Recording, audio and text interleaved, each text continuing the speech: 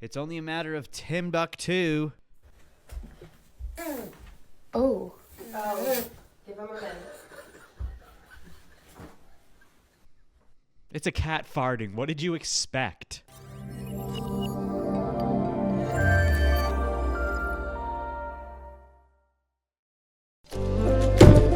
Rat-doo-doo! Oh my god, I don't even have a card. I don't even have a card. Welcome to the DynamiteGizmo podcast, everyone. Episode, I don't have a card, so I don't, 228.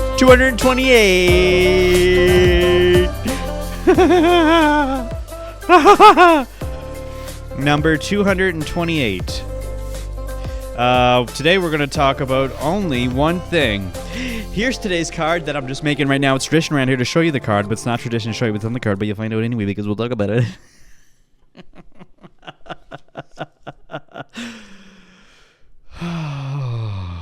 Guys and gals, grab your lunch kits, grab your snack packs, and follow me. We're going down the trail today. Don't touch each other, please. And Dana White has brought some Sprite. A little fucking rat. Oh my God. It's fight week. And that means this episode of the DynamiteGizmo Trumpcast. Excuse me, I didn't mean to say that. I meant to say podcast. It's going to be fully centered around UFC 310. You know how this works. Every time there's a main numbered event, the whole episode's going to be centered around that. I don't care if you don't like it. I really don't, Gregory. You know the rules. You've been around the block.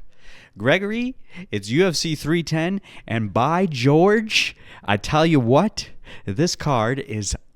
Oh, it's nice, dude. It is,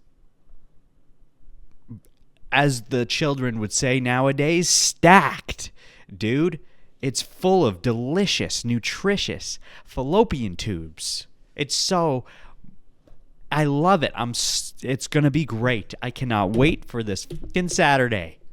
Oh, it's going to be good. Even right off the bat, it's going to be good. Right off the fucking bat. Okay? And if you don't believe me, then follow along. Follow me down the yellow brick rail. I want to oil you up. What the fuck does that mean? Yeah, I said rail. I need you to take a look over here, please. For you, it's right in front of you, but for me, it's right over here. Do you see this? Okay? Take a look at it. Just looks like the layout of the fight card. Say that again, please. It just looks like the layout of the fight card, doesn't it? Well, guess what? It's not. It's not only that, okay? Do you see this sheet right here? Okay? Me, this guy, the guy you're listening to right now, the guy you're watching, the guy that you're cringing at right now with the sweater vest. I made this, and I make these every main numbered event. And I know what you're thinking. You're like, why? This is already available. No, it's not. No, it's not. Let me walk you through what this is. And before we walk through this, and if you get to a point in this explanation where you say, I would like to have this, well, guess what? It is available for you to download and print off for free. I have a link in the description. You click the Google Document Drive folder link. Look at all those keywords. Click the link, okay? It'll take you to this. You can download it and you can print it off. This is my own custom-made fight prediction sheet. I make these for every single fucking main number event, and I want to promote them right off the bat. So let's just get right into this scarnoople. I'm not doing my fight predictions yet, but I need to show you what this is and what this entails. Okay? So it is a full fight prediction sheet that you can use for yourself or with friends or whoever, or if you just want to, whether you want to actually bet or just fuck around, and have fun predicting who's going to win each fight throughout the night, this is the sheet for you. It's Everything's laid out on one sheet. And let me show you what we got going on here. Normal card layouts that you would just find online only have the picture of the fighter and their names. And maybe their weight class, but that's it. That's all there is available. This has everything you could possibly want. All right, and I improve on them every single week or every single lead up to the main number event. So let's look at this. We got the early prelims, and then the main card, all right? So let's just start at the prelims. Look what we got here. So I take a quick, I'll just zoom in even more. Don't mind this green circle. That's for later. Okay? So look what it shows you. It's got the two fighters, a picture of both the fighters. It's got their names. It's got their Vegas betting odds. It's got the weight class bout. It's got the number in which the fight is in. This is the first fight of the night. That's the second fight of the night. It's got their ranking along the side here. Win, lose, draw. I've also recently included their nickname here, so you can see that as well. It's got the name of their country plus the flag of their country. And last but certainly not least, the ranking goes right here. This literally has every single fucking thing you could ever need in order to predict who you think is going to win. Okay? So these are great for you to have. Print off a bunch of copies, because when you have UFC nights at your place and you invite people over, you're going to have a bunch of people who don't know what the fuck they're watching or what the fuck is going on. But if you print off a bunch of these sheets and hand them out to those people, they're going to have more fun throughout the night. Because now they can, make bets on who they think is going to win with actual fucking credentials to base it off of, They'd be like, oh, the African Savage, he's a minus 600 favorite. Maybe I'll vote for him. But wait, maybe his fight record is not as good as his other guys, There's things to look at. There's things to make it interesting. Okay, so basically when you print these off, all you got to do is just check off, vote for who you think is going to win, all right? And then whoever wins, you just check off the win box. And if it's a draw, you check off draw. Isn't that cool? Dude, I'm telling you, if you want these, they're in the description. Or it's in the description. Download it, print them off. I make them every single main number event. I always will, and I will forever for the rest of my life, for as long as I live. You have my word on that. Now, we are not getting into fight predictions yet. We will save that for the end of the episode. But for now, we're going to talk about some shiz that's going on in this event. Because it's so fucking good, dude. It's so good. So if you don't know, Kai Asakura and what's his Pantoja? What's Pantoja's first name? You gotta be shitting me right now. How am I forgetting Pantoja's name? Pantoja. Alexander. How the did I forget that? Alexander Pantoja and Kai Asakura. They are fighting for the flyweight title. Okay? Pantoja has the title, and Kai's coming in to get it. Now, the crazy thing is Kai, this is his debut into the UFC. All right? Dude has never fought in the UFC before. This is his entry fight into the fucking organization, and he's immediately fighting for the belt. This happens every now and then, but you don't see it very often. And it's really fucking cool when it does. And for those who don't really understand it, don't think that doesn't make sense, well, you need to understand that when it comes to the fight game, they take everything into consideration, okay? It's not like they spend their lives training and then they immediately go into the UFC. No, there's so many organizations. He's built up a reputation across whatever the fuck it was. The flyweight division is so It's the flyweight division has always been the division that's been underrated, underappreciated, and there's never a lot going on. No one talks about flyweight. And certainly out of all the title holders that are in the UFC right now, Pantoja is by far the least known, the least recognized, the one that people care about the least. Okay? So my thinking is they had to spice things up. They needed to make this a bit more Krispy Kreme to make this card more appealing.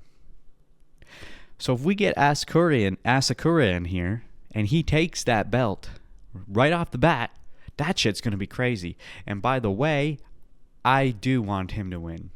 Okay? I've never really been a fan of Pantoja. I do like him. I do respect him. He is good. He does got game. He knows what's up, bruh. And I think it was Daniel Cormier yesterday who said, or no, it was Chael Sonnen who said something. He said something about, maybe it was his wrestling, that he thought was better than, maybe it wasn't wrestling. There was some aspect of Pantoja's fighting that Chael Sonnen said Pantoja dominates Mighty Mouse in. And I was like, what? Are you off your friggin' rocker, Chael Sonnen? But what do I know? You're the fighter. Oh. So there's many. So Asakura, he's a legend. Apparently, in the sport of mixed martial arts. He's been known. And now he's going to be really known, especially if he wins tonight. And even though he does have incredible skills, which we all know he does, and to be honest, I didn't know who he was until this fight was announced way back when. But I've been looking into him, and I'm like, this guy's crazy, dude. This guy's legit. So I for sure want him to win, but you got to take certain things into consideration. And one thing that people always specify when it comes to the UFC, specifically the UFC and none of the other organizations, because we all know UFC is the dominant of the fight organizations. UFC is the top dogs. They're the top notch. No one can fucking notch higher than the UFCA. That's known. So one thing that's always determined about that is the nerves. Your first fight in the UFC, especially if it's on a big card, you know, not just a fucking contender series or a small fight night. If it's on a main number card, you know, prelims or early prelims, whatever, but especially the main card, it's a completely different atmosphere. Completely, not only atmosphere, but sensation you feel on a whole nother level because the stakes are so much higher. All right? And I'm talking even if it's just your first time in an early prelim or something, okay? You're still vibrating on a different level. Extremely. So the nerves are something that Asakura has to take into consideration. He's fought plenty of times. Okay? He understands how it is to walk out to the octagon, although he's never fought in a cage before, as far as I know. But he understands the aspect of walking out to an audience, but he's never had it this big. He's never had this much focus on him. So for him to come in right away, the very first fight in the UFC to be a fucking title match, literally headlining the night in Las Vegas for the world to see, on top of the thousands of people in the audience, that's going to be a huge consideration to take into effect, for sure. And this isn't something that I came up with. I've heard many people who have been in the UFC describe this. They say this is a huge factor at play here. Yes, he's very good. Yes, we all want him to win, but don't hedge your bets. You know? The nerves can, but then we also got to take into consideration Pantoja, because Pantoja's no slouch himself. All right? Yes, Asakura is great, and yes, the whole storyline has been built up around Asakura because of the fact that it is his debut and he's fighting for the title. But Pantoja's been out of the conversation because they want to center it around the fact that Asakura is fighting for the title immediately. That's the story. But you can't sleep on Pantoja, bro. He's very good. He's excellent. But no one gives a fuck about the flyweight division, and no one gives a fuck about Pantoja. So, you know, Pantoja understands how the UFC works. He's been in and out of the game, or in the game, I should say, for a long time. He knows the immense pressure at stake here. He's been holding his title for a while now. Okay? So he's very much prepared. But that's the thing about fighting. You never know which way it's going to go. And I'm still voting for Asakura. I find for the majority of title fights, I'm generally going for the underdog. Or I should say at least the one who doesn't have the belt. Generally. Not always, but generally. I don't know why. That's usually how I feel. But especially for this. Because if Asakura wins, I feel like that's going to put a whole lot more attention on at least the flyweight division. Right? We all know the UFC is getting bigger. More people are starting to recognize it, and more people are starting to watch it. But we still don't have those big names anymore. And we'll get into this later, but we don't have those big names like Conor McGregor that gets people watching the sport that don't give a fuck about UFC. We'll get to that a little later, though. We're still talking about Asakura. So there's this video going around on the internet. You know, if you're a fan of UFC and excited for this fight coming up, you would have already seen this video. But for those of you who haven't seen this video, or maybe you are excited for this event and you just haven't seen this yet, there's a video circulating, great promotion for this event tonight, of Asakura in his younger years literally street fighting against his older brother. His older brother is a renowned, I don't know, Muay Thai or maybe it's kickboxer, something like that. And his brother stated at this point in time that he ran out of people to fucking kick the shit out of. He dominated his whole fucking neighborhood. So he challenged his brother. He challenged his brother to a goddamn street fight so they could just duke it out to see who's the dominant of the two. And this isn't like a playful fight either. They're literally trying to fucking rip each other's heads off. Or at least his brother is. He's throwing fucking massive head kicks like as hard as he can. It's crazy, dude. Let's watch this. Wait a minute. Where's the... Oh, volume's down. 1 second. 毎日リアルストリートファイトをやっていて、喧嘩の相手が街にいなくなって、でついになんか弟の僕を呼び出して夜中にいきなりこのグローブをはめさせて、本気でなんか殺すつもりで俺に殴りかかってきたんですよね。全部かわすことができて、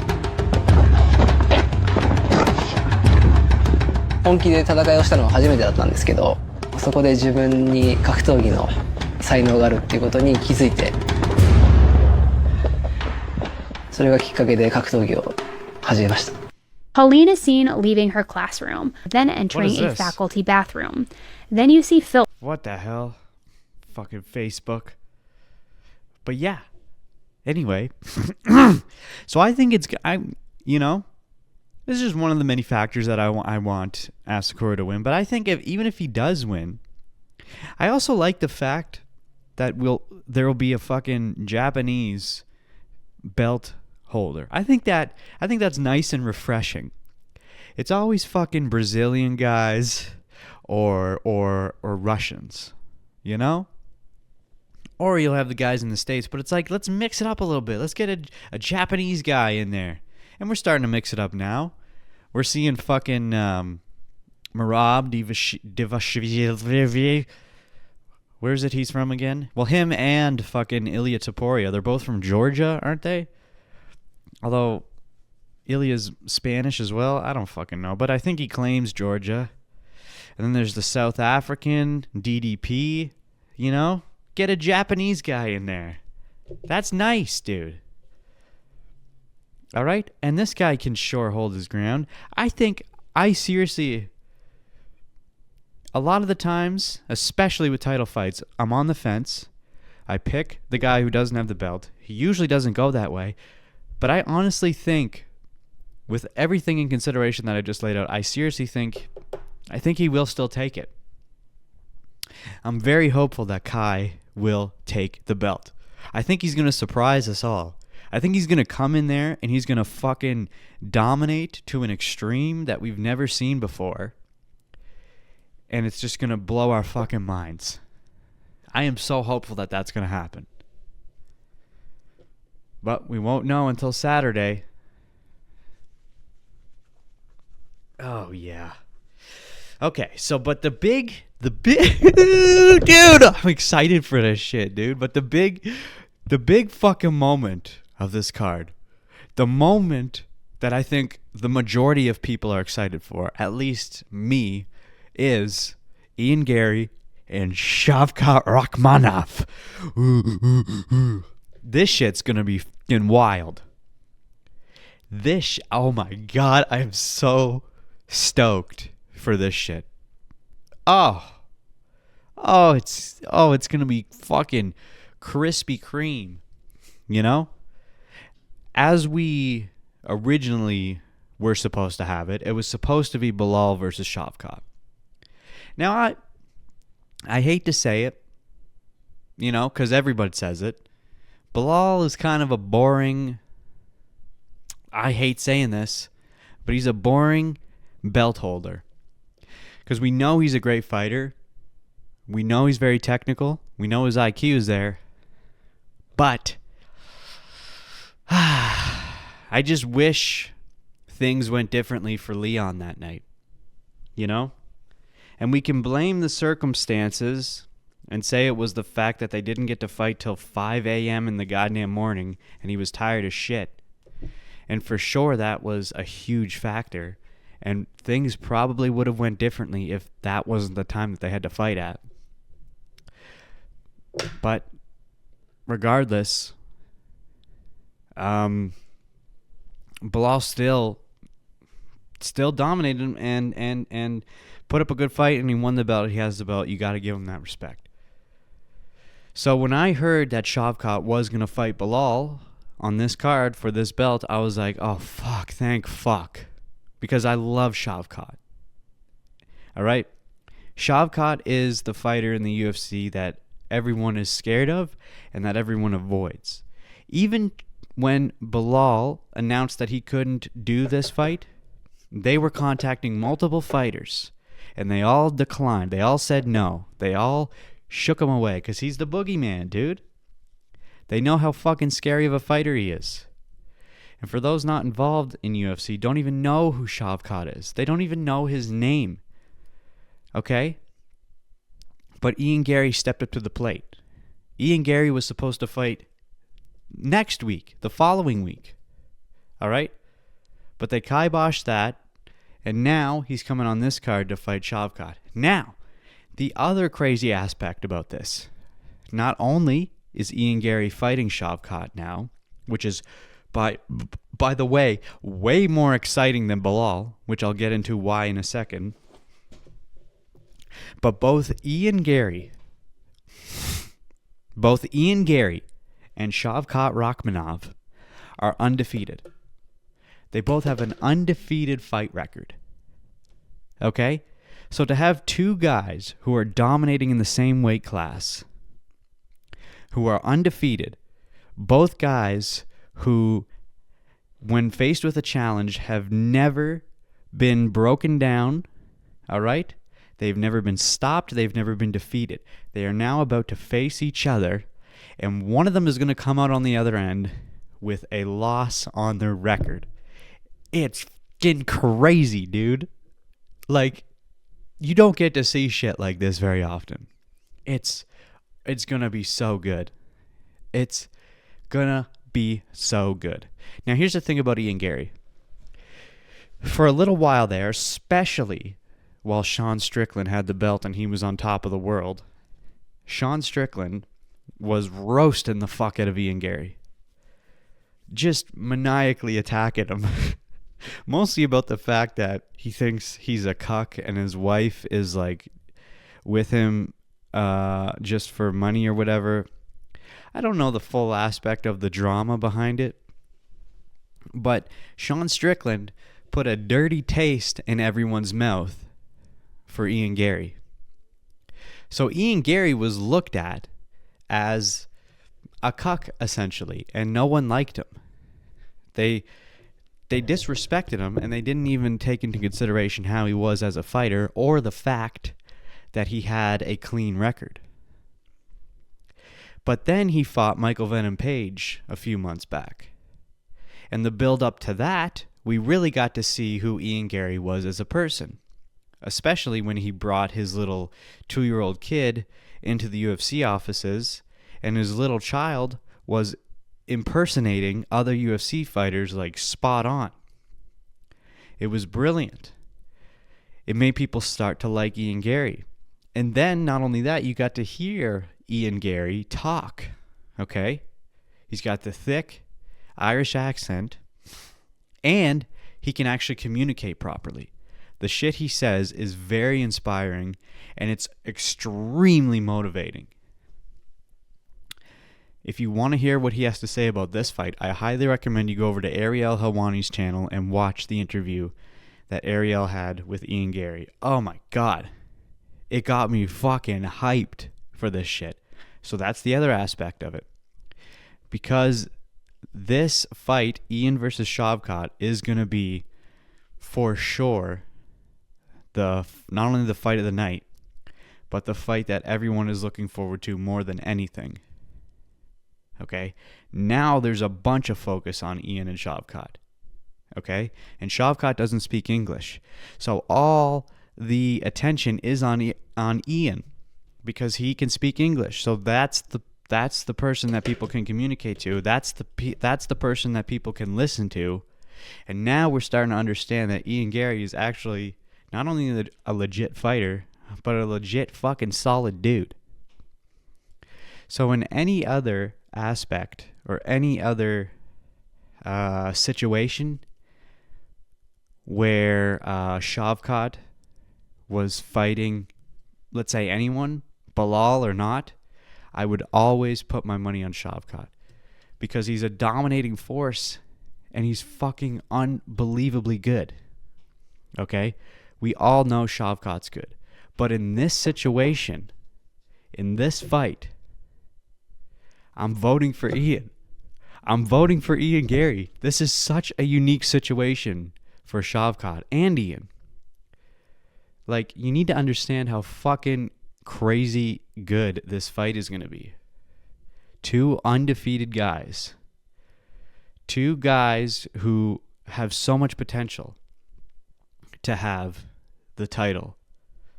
Two guys who, at some point in their career, were going to either fight for the belt or get the belt at some point, like without a doubt. And now we finally reached that point where not only are they still undefeated, but now they finally get to face each other, and we're going to see who comes out on top. Like, oh my God, so much more exciting than Bilal versus Shavkat. Because if it was just Bilal versus Shavkat, okay, Shavkat's obviously going to win against Bilal. We for sure know what's going to happen, okay? There's not a doubt in my mind that Shavkat would not win against Bilal, okay? So then I'm just be like, okay, Shavkat got the belt against an easy fucking opponent that we all knew was going to happen. Not that exciting, okay? Mind you, if Bilal did beat Shavkat, that would be fucking just as crazy, but there's no fucking way.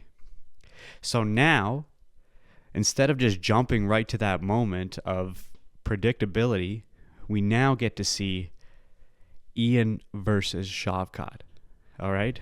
So it's like, holy fuck. Who out of these two guys is going to have to fight Bilal next? That makes the anticipation way more exciting now. Because it's like, okay, Shavkat wins against Bilal. All right, now we know Ian Garry's going to come up and eventually have to fight for the title against Shavkat. All right, still exciting. But this is way more exciting. Because now they both are fucking hungry and bloodthirsty, all right? If Shavkat already got the belt, that would be a different aspect of it. But right now, they're both at each other's fucking necks, neck to neck, face to face, just being like, dude, I need that belt. No, I need that belt.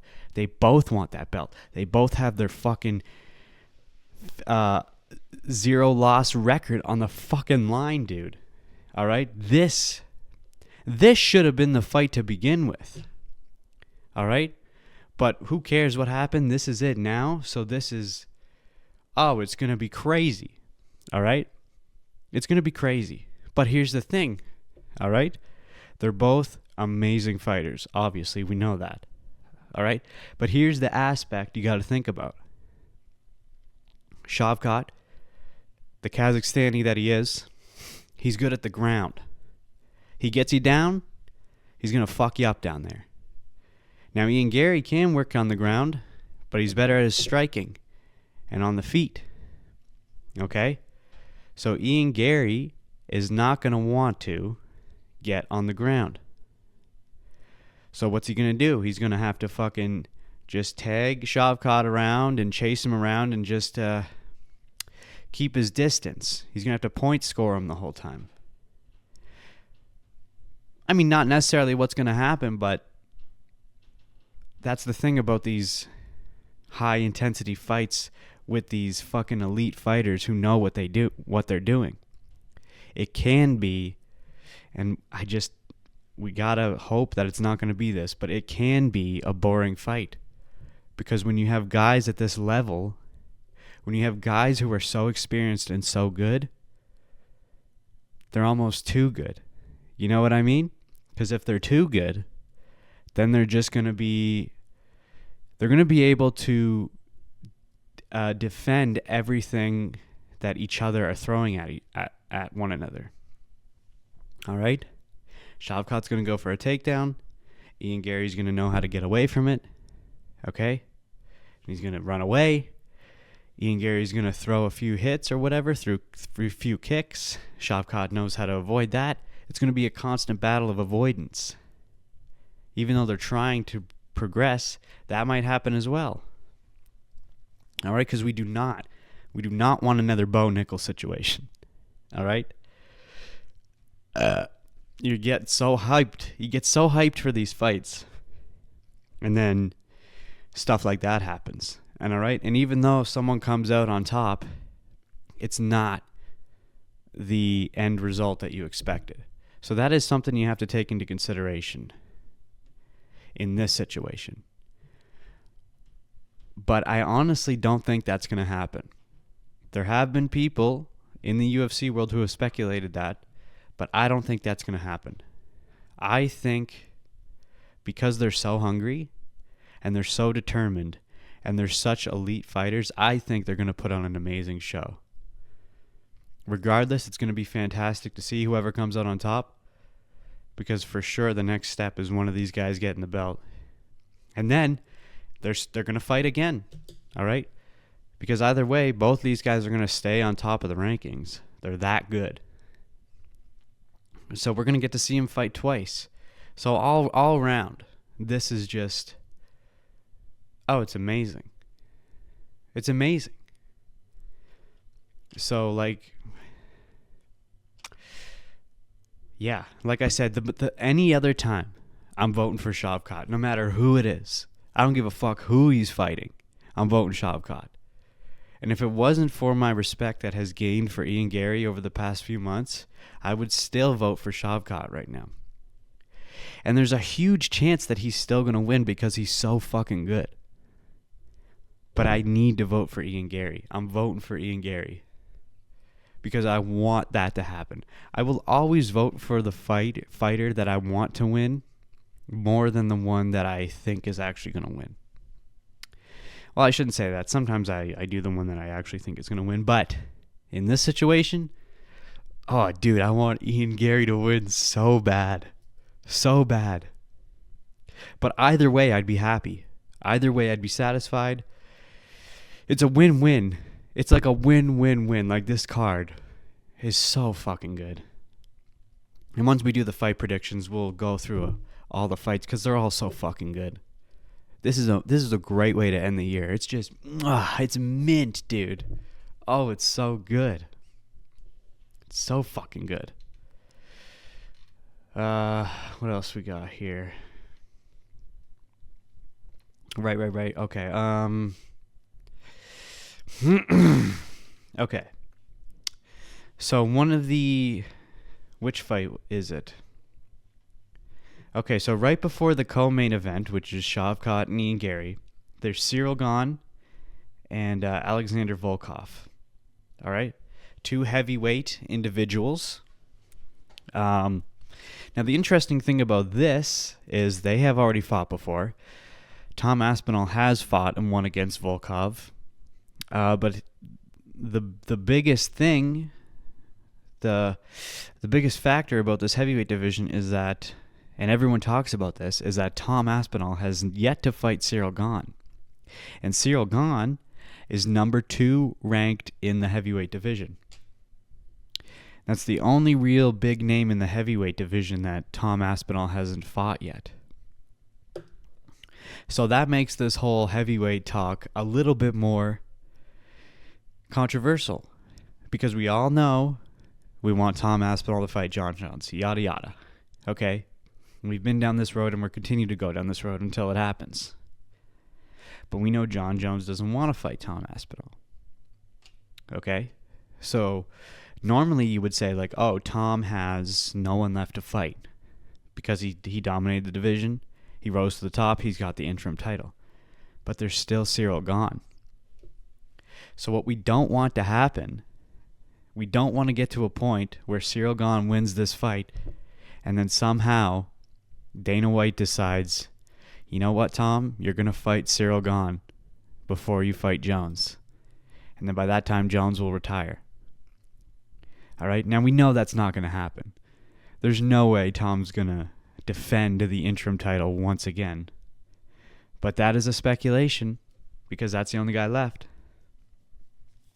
But when we get Jones versus Tom Aspinall, okay, we'll get Jones versus Tom Aspinall. Aspinall's gonna win. I don't care what you say. I seriously think Tom Aspinall is gonna win against John Jones. All right, he has to. He has to, because if he doesn't, this whole thing falls apart. The whole thing is fucked. And he's for sure going to win.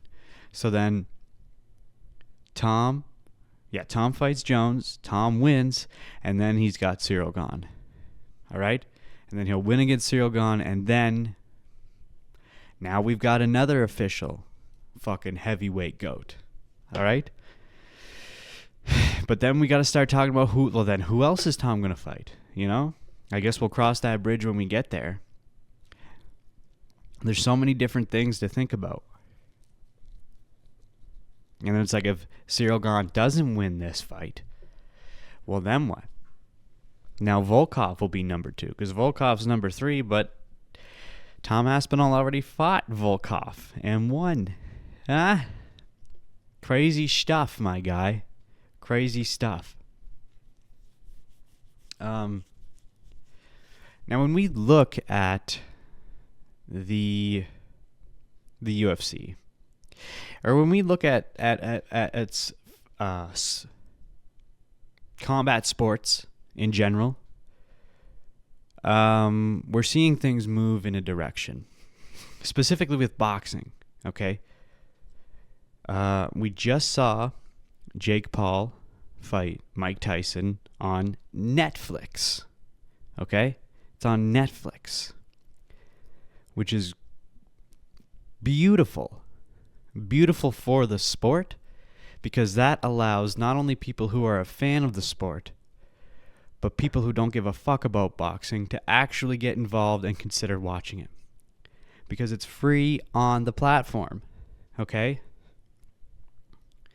Because one of the biggest issues with UFC specifically is how obnoxiously expensive it is to watch any one of the main events, main number cards.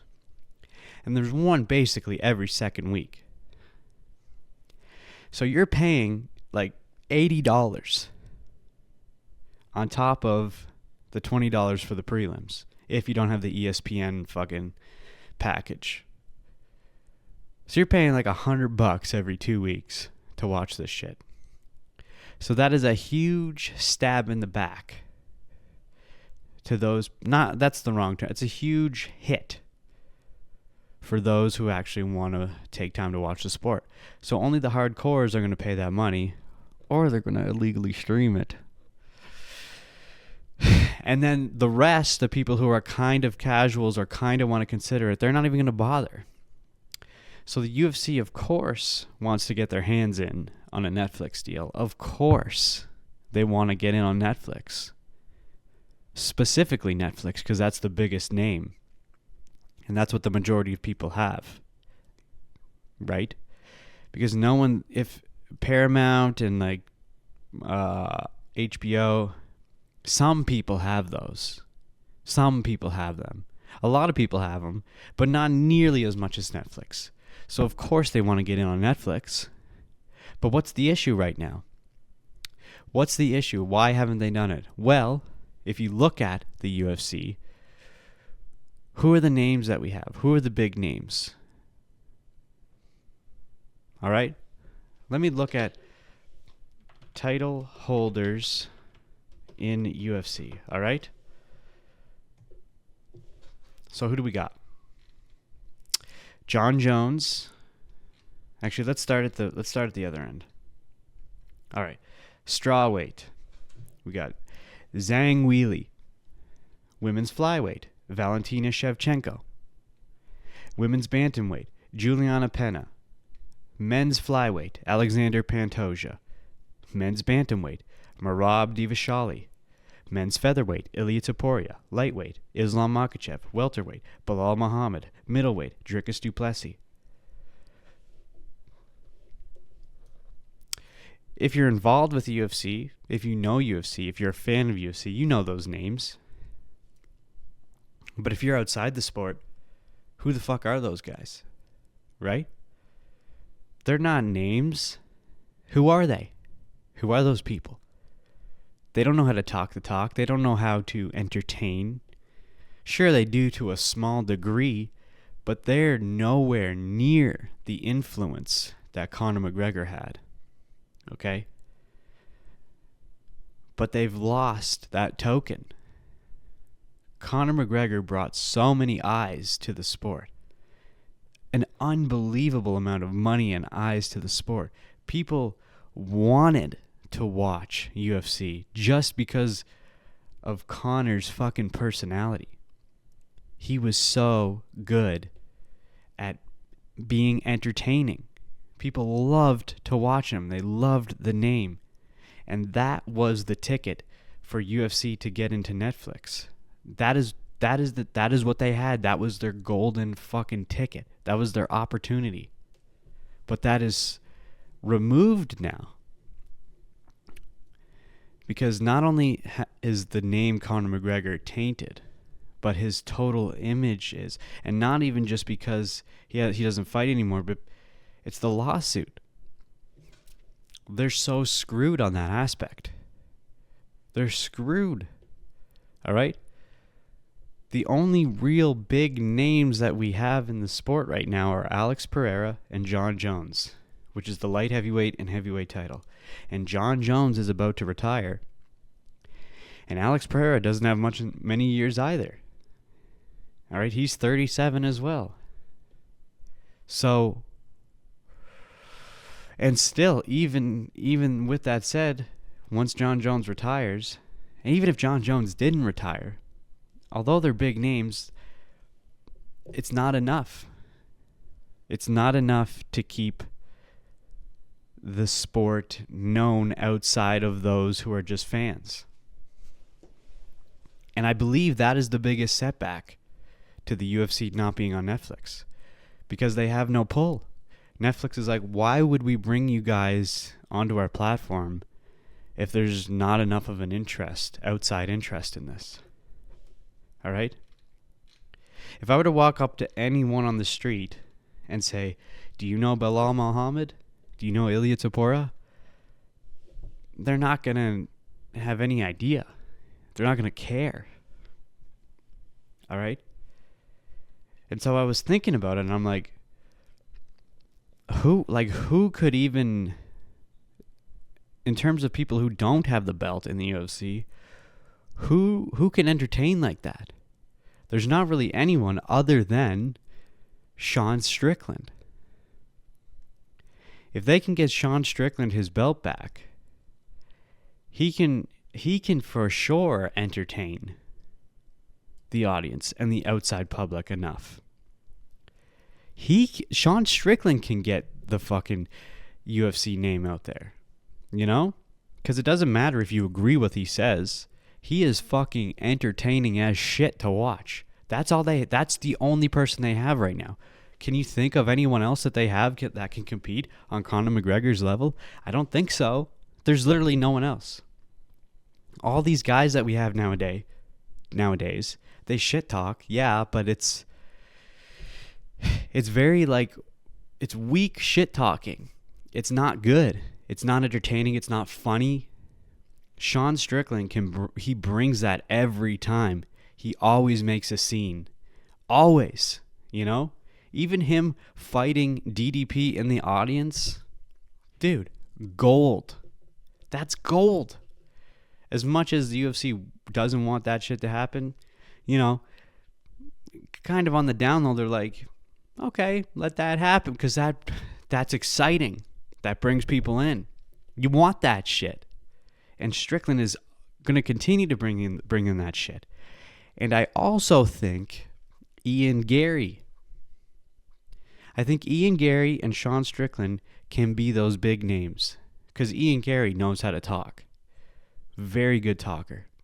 And he's Irish, which I guess isn't really an aspect that you need, but the Irish name is tainted right now because of Conor McGregor and all the shit he's going through.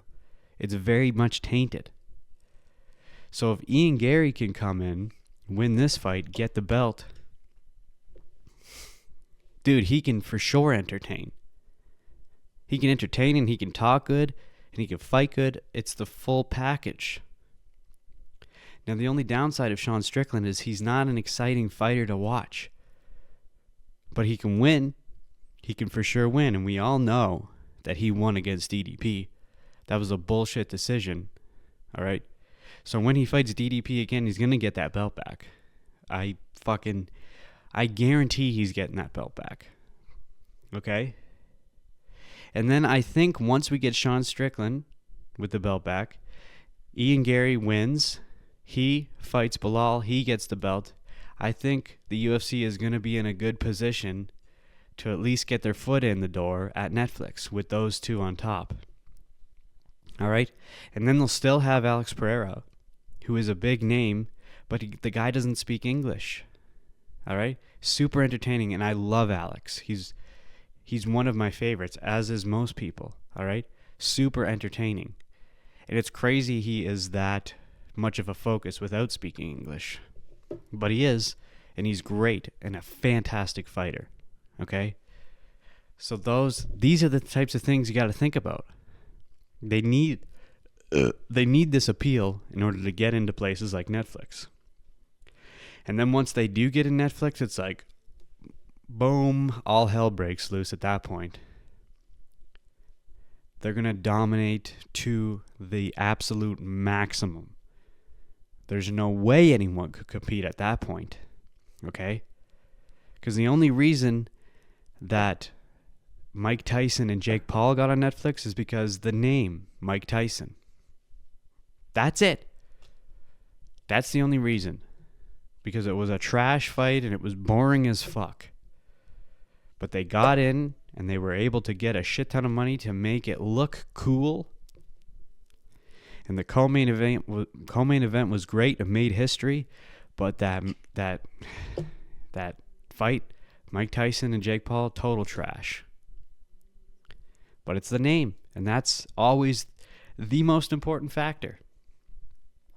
Because really, you might be saying, like, I don't agree with you about the Sean Strickland aspect, but it's like, who else? Who else is there? Who else has a name in the UFC that can be as entertaining as Conor McGregor? Seriously, don't say Colby Covington, please, because he's not. Okay? He talks, but he says nonsense.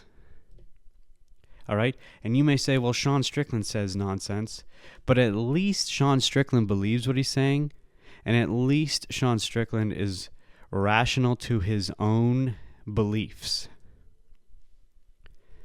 Colby Covington just speaks for the sake of speaking, and he tries to be entertaining, and he tries to be funny, but he's not. And by the way, I didn't even mention Sean O'Malley, okay? They were pushing Sean O'Malley because his colorful hair, and he can fight good. But when you put Sean O'Malley on the mic, it's bad. It's so bad. The only reason Sean O'Malley was the face of the UFC to the casuals is because of his colored hair. Yes, he can fight. Yes, he's good at fighting. But the casuals don't care about the fighting. They don't know about his fight record. They only know about him because of his colorful hair. That's the only reason. That's all he had going for him outside of the fighting aspect of it. So no, Sean O'Malley is not in that discussion. I'm telling you, it's Sean Strickland and possibly even Ian Garry, but for sure Sean Strickland. All right? And I'm not biased. I know I love Sean Strickland, but that's not even the reason why I'm saying it. It's just because it's the truth. Think about all the pre-fight or even post-fight press conferences, specifically the pre-fight ones, though, because those are the ones that are more hyped. Those are the ones where they're trying to get the audience fucking involved and excited for the fight that's about to happen. Whenever Sean Strickland is in one of those, it's always entertaining. Always. All right? And people, whoever he's fighting against, tries to talk shit to him, but they always fail. You really got to pay attention to that stuff nowadays. Watching the pre-fight press conferences. Listen to the fighters. And listen to how, like, weak and boring their shit-talking is. It's not good. It's barely ever good. All right? It's never, ever been at the level of Conor McGregor. The only one who's ever come close is Sean Strickland. Okay, well, let's go into the fight predictions, and then we'll end this shit. Again, I'll reiterate, if you want this thing, print it off. Link is in the description. Okay, first fight of the night. Don't know how to pronounce his name. Nzechukwu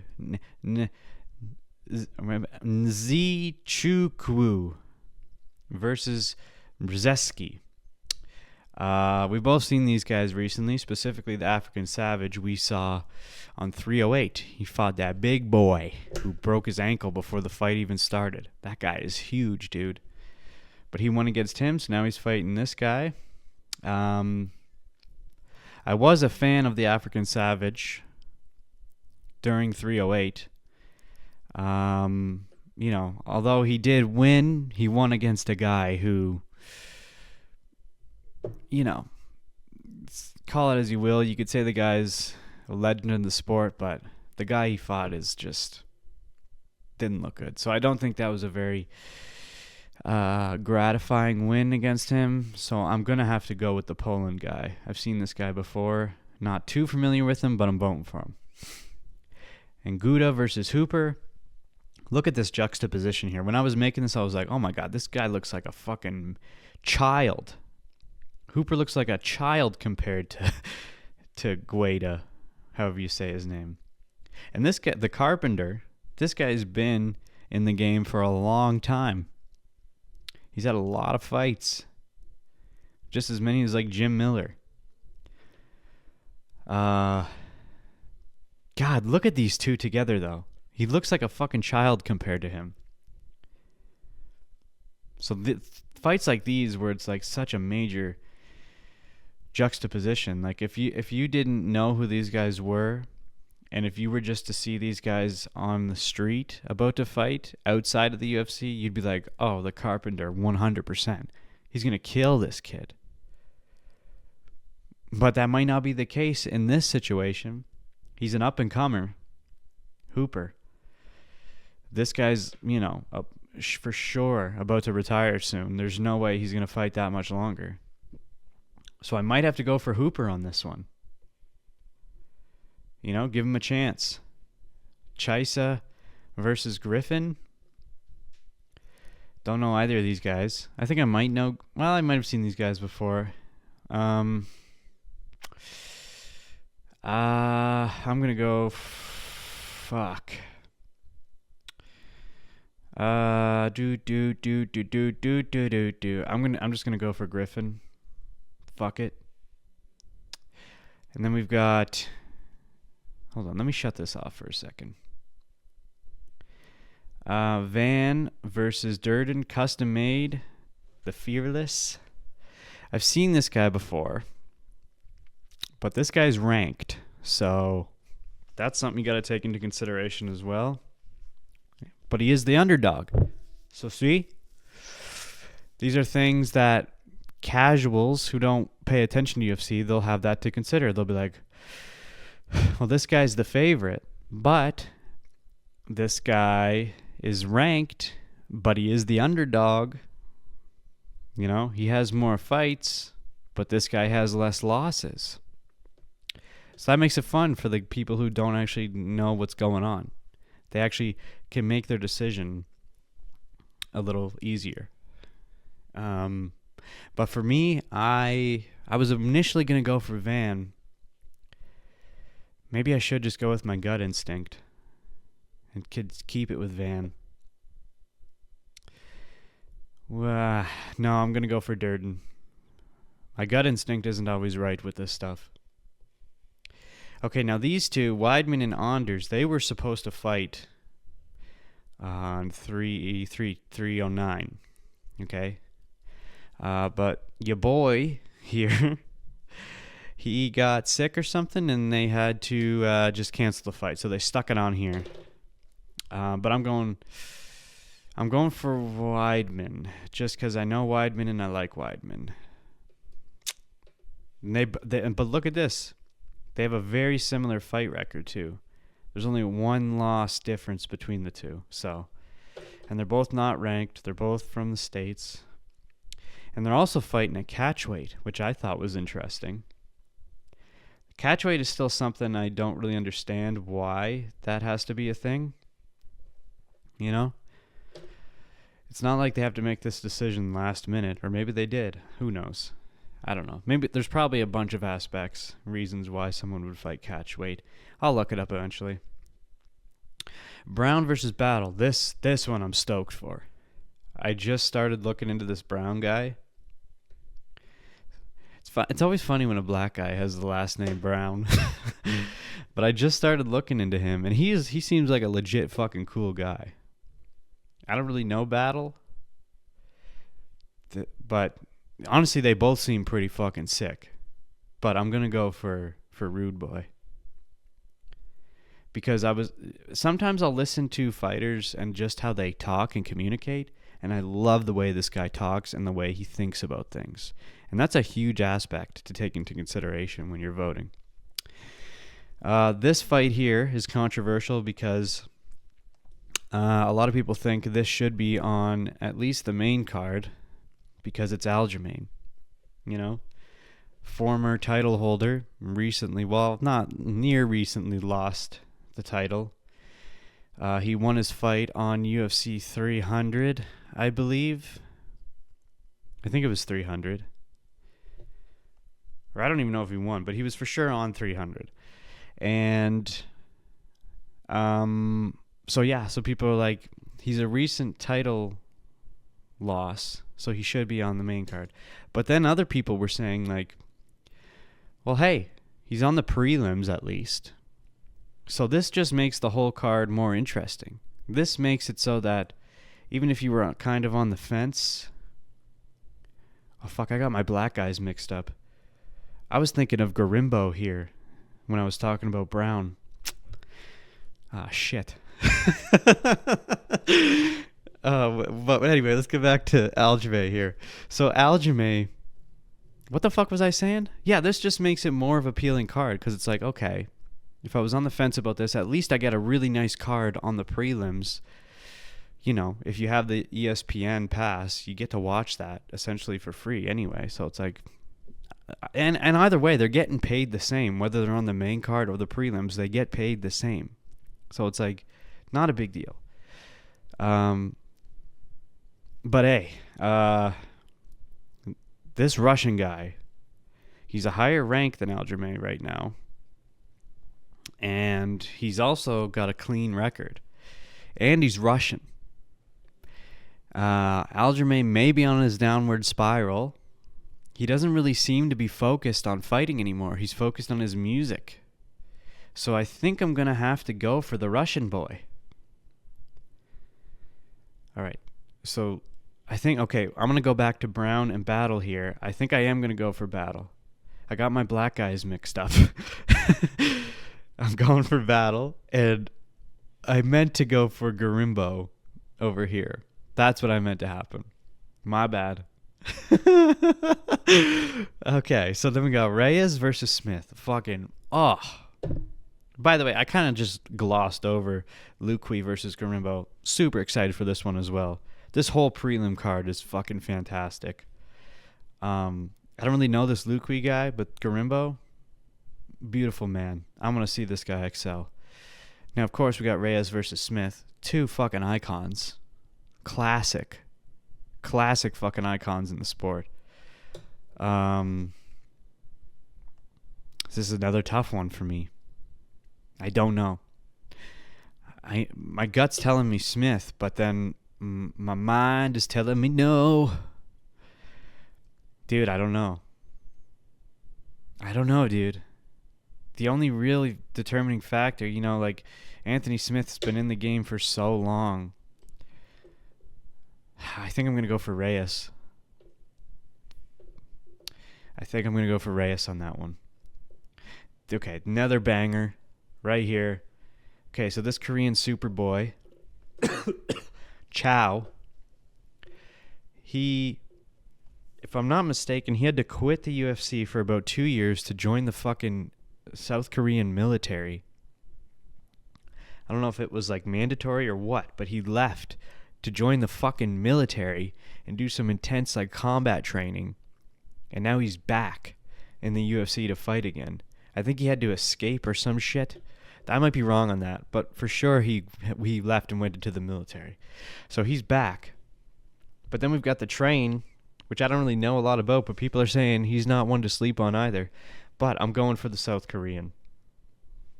Okay? Now, another fucking banger, dude. Another banger. We've got Bryce Mitchell, fucking Thug Nasty, versus Crone Gracie. I think that's his name.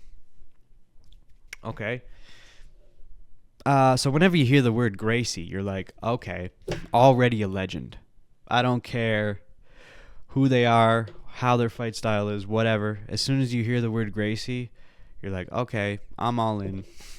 All right, because the name Gracie basically made the UFC.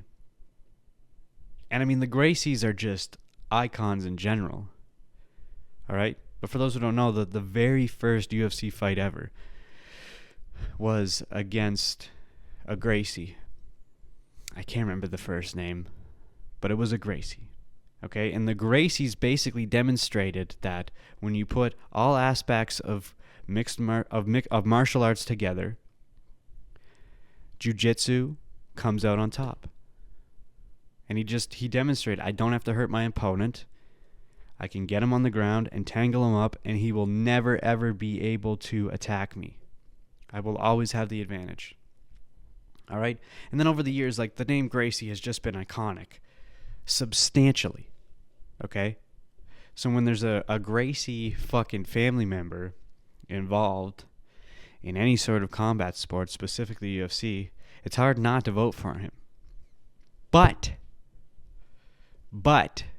this guy's fairly new into combat sports in general. He's only got a 5-2 record. And his last fight, people didn't really like his performance. And when you watch it, his performance wasn't that great. And he didn't live up to the name. And when he talked about it, he said it was mostly because of the fact that he listened to people telling him that he needs to focus more on his ground game because his name is Gracie. And he disagrees. He thinks, well, because I am a Gracie, even though I am a Gracie, I don't need to focus my efforts on the ground. I know I'm better at striking. So he's kind of like an outlier in the Gracie family. He's like, he's stepping out of that fucking that threshold and being like, yeah, I'm a Gracie, but I don't need to do what they all did. I'm doing my own thing. So I'd be happy to see him win, but Bryce Mitchell, solid dude. By the way, I didn't even mention this. Bryce Mitchell could be one of the fucking great entertainers that could bring the fucking UFC to Netflix. The guy is fucking wacky in all the best ways. And I don't need to get into specifics. Just look up any video of Bryce Mitchell. You'll be like, oh my God, yeah, this guy's entertaining. Now, I want to see Bryce Mitchell come back from that knockout from Josh Emmett, so I'm voting for Bryce Mitchell. If you haven't seen that knockout, go watch that right now. After this video, go watch Bryce Mitchell versus Josh Emmett. That knockout, brutal. Okay? Brutal. Fucking violent convulsions, brutal. Okay? Okay, Cyril Gane versus Volkov. I do want to see Cyril Gane win. So we're going to put it there. And then co-main event, you already know I'm going with Ian Garry. I already said that. Oops, I need to have another one of these. And then for the main event, I'm going for Asakura. Bada boom, bada bang. All right. Here is the full sheet. If you want to see my picks, if you want to base my picks off of any of your decisions, there's the full sheet. All right. And with that being said, that's it for this episode of the Dynamite Gizmo podcast. I am so fucking stoked for this weekend, bruh. Super looking forward to it. I look forward to every main UFC event, but this one specifically, I am like so overly hyped for. This one and 308 are going to be my top, well, depending on how this goes, they're going to be my top fucking cards of the year. And 300. Top three, UFC 300, 308, and 310. Bada boom, bada bing. Anyway, that's it for this episode of the DynamiteGizmo podcast. So stoked for this weekend, dude. Anyway, hope to see you in the next one. Remember, like, comment, subscribe, hit the bell. You know how to do it. Share the video. Get it out there. All right? And if you want this sheet, link is in the description. Bye-bye. Bye.